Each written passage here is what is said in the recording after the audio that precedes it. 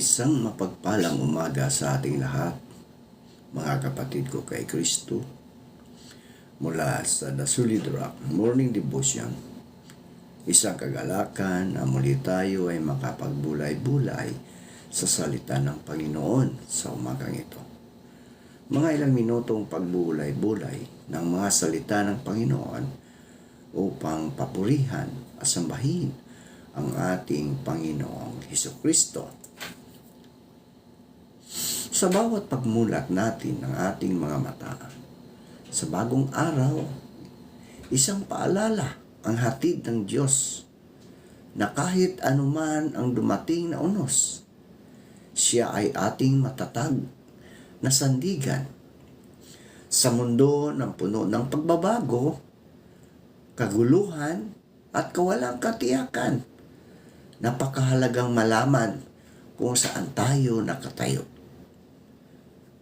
Ang The Solid Rock Morning Devotion, ito ay paalala na ang ating pananampalataya ay dapat nakatayo sa matibay na pundasyon, at iyon ay walang iba kundi si Hesukristo. Tulad ng sinabi sa Mateo 7:24-25, na ang bawat nakikinig sa aking mga salita at nagsasagawa nito ay tulad ng isang taong matalino na nagtayo ng bahay sa ibabaw ng bato. Bumuhos man ang ulan, bumahaman at humangin ng malakas, hindi ito gumuho. Ang The Solid Rock ay sumisimbolo sa katatagan, sa tiwala, at sa katiyakan ng pag-ibig ng Diyos. Kapag ang ating buhay ay itinayo sa Kanya, hindi tayo madaling matina ng mga problema, ng mga tukso o takot. Maaring yumanig ang ating paligid, ngunit nanatiling matatag ang ating pananampalataya sapagkat ang ating pundasyon ay si Kristo. Kaya sa ating morning devotion ngayong umaga, mga kapatid, anyayahan natin ang presensya ng Diyos sa ating puso. Tayo ay magpasalamat sa Kanya na siya ang ating matibay na bato, ang ating kanlungan, lakas at pag-asa sa bawat araw ng ating buhay. Ang ating pong pagninilayan ngayong umaga, mga kapatid ko kay Kristo, ay matatagpuan sa libro ng Lucas, Kabanata 2, talatang 14. Ito po ang sinasabi: luwalhati sa Diyos sa kataas-taasan at sa lupa'y kapayapaan sa mga taong kinalulugdan niya. Pinagpala na po tayo sa pagkabasa at pagkarinig ng Kanyang mga salita. Tayo po ay manalangin. Ama naming Diyos na makapangyarihan sa lahat, marami pong salamat, Panginoon, sa magandang umaga na iyong ibinigay sa amin. Salamat o Diyos sa muli mong paggising sa amin, sa muli mong pagbibigay ng buhay, ng lakas at ng karunungan. At sa umaga ito, Panginoon, patuloy kong itinataas sa inyo ang iyong mga anak na magsiselebrate sa iyong kaarawan sa araw ng bukas, Panginoon. At sasalubong kami mamayang gabi upang ikaw, Diyos, ay aming salubungin sa iyong kaarawan. Kaya, Panginoon, dalangin ko, Diyos, na bigyan mo po ng kalakasan ang iyong mga anak. Bigyan mo po ng proteksyon ang kanyang mga katawan, ang kanyang buhay, upang patuloy silang celebrate, Panginoon, at tanggapin kanila bilang kanilang Diyos at tagapagligtas. At ikaw, Diyos, ang silang manahan sa aming mga puso, Panginoon. Dalangin ko, Diyos, ang mga kapatid namin na ngayon ay nagsisipasok sa kanilang mga trabaho. Sila po ay ingatan mo sa kanilang pagbabiyahe at ilayo mo po sila sa anumang kapahamakan. Gayon din po ang aming mga kapatid na nandoon sa ibang bansa na katrabaho, Panginoon. Sila po ingatan mo. Ilayan mo po sila sa mga pagsubok sa buhay, sa mga tukso, Panginoon. Bagkus proteksyonan mo sila sa lahat ng mga pangyayari sa kanila doon sa ibang bansa. Gayon din po ang mga kapatid namin nagmamigrate na sa ibang bansa, Panginoon. Sila po iyong ingatan doon.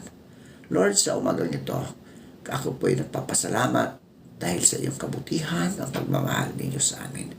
Maraming salamat po sa pangalan ni Jesus. Amen.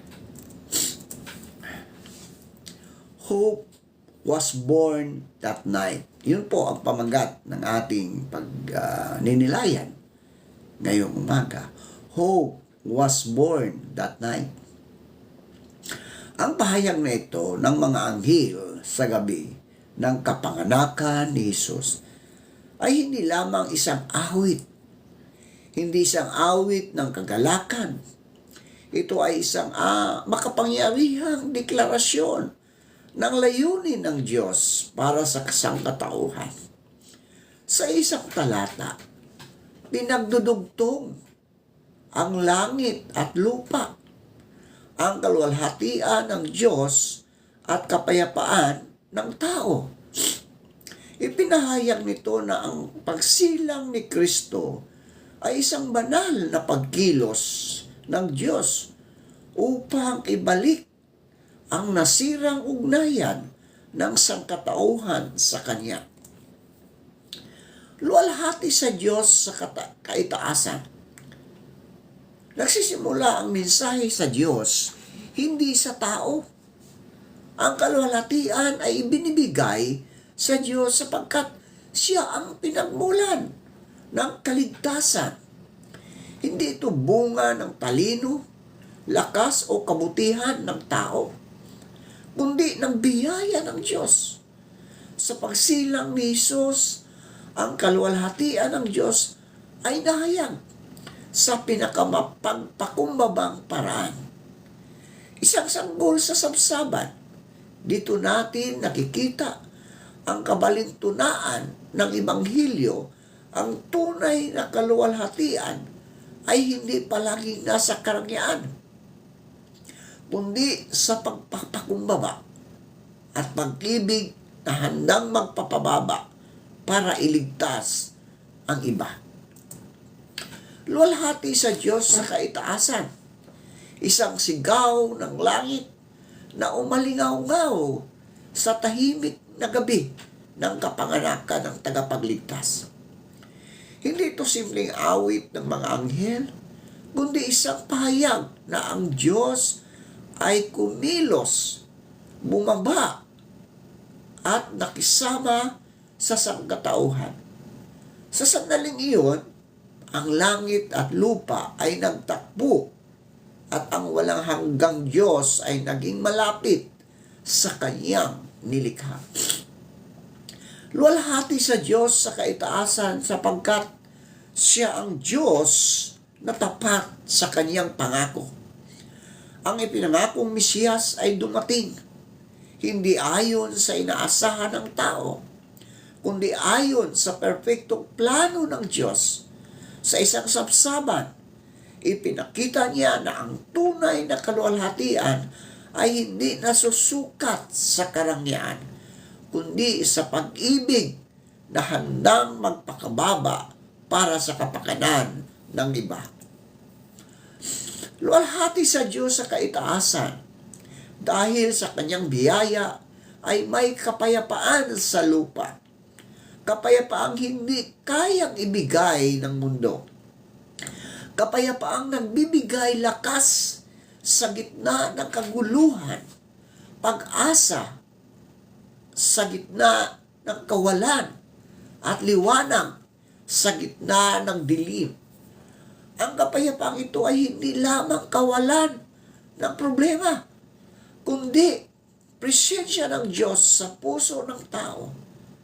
Luwalhati sa Diyos sa kaitaasan sapagkat sa Kanyang anak ay ipinahayag ang Kanyang dakilang pag-ibig. Isinilang si Kristo hindi lamang upang makita, kundi upang sundan. Hindi lamang upang hangaan, kundi upang tanggapin sa Kanya ang mga makasalanan ay tinawag, ang mga sugatan ay pinagaling, at ang mga nawawala ay binigyan ng bagong landas. Kaya't ang luwalhati sa Diyos sa kaitaasan ay hindi lamang awit ng Pasko, kundi panawagan sa araw-araw na buhay.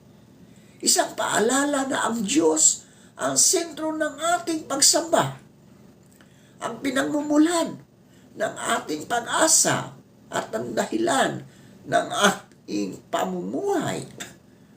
Kapag siya ang niluluwalhati, ang ating buhay ay nagiging patutuo na ang Diyos ay buhay, kumikilos at patuloy na nagliligtas. At sa lupa'y kapayapaan. Ang kapayapaan ito ay hindi higit pa sa kawalan ng digmaan o gulo. Ito ay shalom, kabuuan, kagalingan at pagkakasundo. Ito ang kapayapaan na nagsisimula sa puso ng tao kapag siya'y napatawad, tinanggap at naibalik ang kanyang ugnayan sa Diyos. Ang mundo noong isinilang si Jesus ay puno ng takot, pang-aapi at kawalan ng pag-asa. Katulad ng maraming panahon sa ating buhay ngayon. Ngunit sa gitna ng dilim, dumating ang prinsipe ng kapayapaan, hindi upang agad baguhin ang mga kaharian ng mundo, kundi upang baguhin ang puso natin bilang mga tao. At sa lupa'y kapayapaan, isang pangakong ibinaba ng langit sa gabi ng kapanganakan ng tagapagligtas.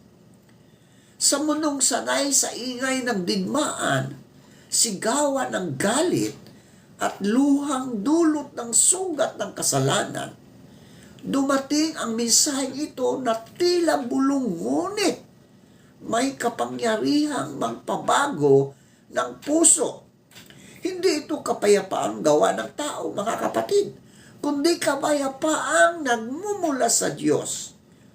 At sa lupa'y kapayapaan, hindi ibig sabihin nawawala ang lahat ng problema, kundi may kapahingahan ang kaluluwa kahit may unos. Ito ang kapayapaang nanatili sa gitna ng kaguluhan, nagbibigay lakas sa pagod at umaaliw sa pusong nabibigatan. Kapayapaang hindi nasisira ng pangyayari, sapagkat ang pinagmumulan nito ay ang presensya ng Diyos sa ating buhay. At sa lupa'y kapayapaan, sapagkat ang pader sa pagitan ng Diyos at ng tao ay winasak.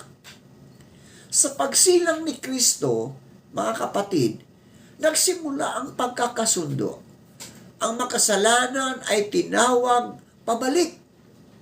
Ang lumayo ay inanyayahang umuwi.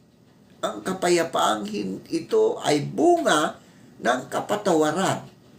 Ang nangbiyaya hindi natin kayang bilhin o paghirapan, kundi malayang ibinigay. At sa lupa'y kapayapaan, isang paanyaya rin sa atin na maging daluyan ng kapayapaan. Kung ang Diyos ay nagpakababa upang magdala ng kapayapaan, tayo man ay tinawag na maghasik nito sa ating mga tahanan, sa ating mga relasyon, at sa mundong sugatan ng galit at pagkakabahagi. Ang kapayapaang tinanggap ay kapayapaang ibinabahagi. Kaya tuwing naririnig natin ang mga salitang ito at sa lupa'y kapayapaan, alalahanin natin na ito'y hindi lamang awit ng Pasko, kundi buhay na pangako. Isang katotohanang maaari nating maranasan ngayon, sapagkat ang prinsipe ng kapayapaan ay dumating at siya'y patuloy na nanahan sa mga pusong tumatanggap sa Kanya. Sa mga taong kinalulugdan niya, mga kapatid, hindi ito nangangahulugang may pinipili lamang ang Diyos na karapat-dapat. Sa halip, ito'y paanyaya sa lahat ng handang tumanggap sa Kanyang biyaya.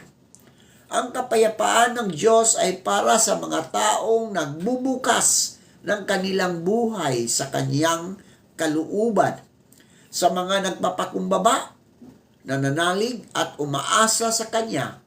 Ang mga pastol na unang nakarinig ng balitang ito ay patunay na ang kaluguran ng Diyos ay umaabot kahit sa mga itinuturing na mababa o hindi mahalaga sa lipunan. Sa mga taong kinalulugdan niya, mga kapatid, isang pahayag ng biyaya ng nagpapaalala kung kanino dumarating ang kapayapaang mula sa langit. Hindi ito para lamang sa perpekto, sa banal, sa paningin ng tao, o sa mga karapat-dapat ayon sa pabantayan ng mundo. Ito'y para sa mga pusong marunong magpakumbaba, sa mga handang tumanggap, at sa mga marunong magtiwala sa Diyos. Sa mga taong kinalulugdan niya, ipinahayag ng Diyos na ang Kanyang pag-ibig ay hindi batay sa ating gawa, kundi sa Kanyang awa, mga kapatid.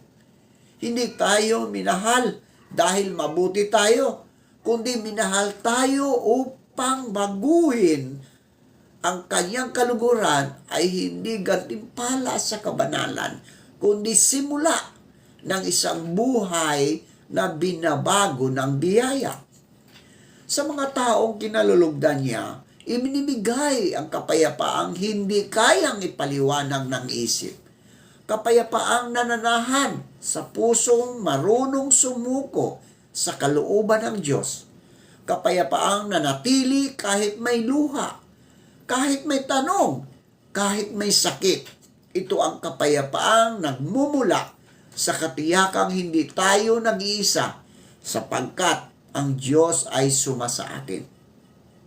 Sa mga taong kinalulugdan niya, may paanyayang tumugon. Ang kaluguran ng Diyos ay hindi dahilan upang manatili sa dati, kundi paanyaya upang mamuhay ayon sa Kanyang pag-ibig. Ang mga kinalulugdan niya ay tinatawag na magmahal, magpatawad, magpakumbaba, at maging liwanag sa mundong naliligaw. Kaya ang mga salitang ito, mga kapatid, sa mga taong kinalulugdan niya ay hindi lamang pagpili, kundi panawagan. Isang paalala na ang bawat pusong bukas kay Kristo ay maaaring maging tahanan ng Kanyang biyaya. At sa mga taong iyon, ang buhay ay nagiging patutuo na ang Diyos ay may lugod sa Kanyang bayan at ang Kanyang pag-ibig ay buhay, totoo at walang hanggan.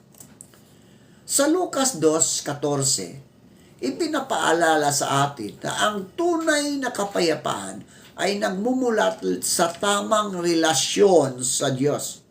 Kapag ang Diyos ay naluluwalhati sa ating buhay, mga kapatid, ang kapayapaan ay sumusunod.